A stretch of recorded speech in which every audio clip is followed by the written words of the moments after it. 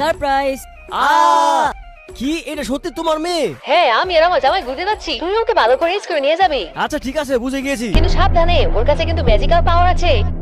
চলো আমি তোমাকে জলদি করে স্কুলে নিয়ে যাই। কিন্তু আমি তো স্কুলে যেতে চাই না। দেখো আমার কিন্তু অত ধৈর্য সহ্য নেই। আমি 1 থেকে 3 গুনবো। 1 2 3। এসব তুমি কি করছো? এখন তুমি আমার নিয়ন্ত্রণে আছো। এখন তোমার টাকা মানে আমার টাকা। আরে ওয়াও, কত খাবার! আরে বাহ, মজাই মজা হচ্ছে, শুধু খাবার আর খাবার। আরে বাবারে, এবার বন্ধ করো, বন্ধ করো। দাঁড়া রে, ডাইনির বাচ্চা কোথাকার।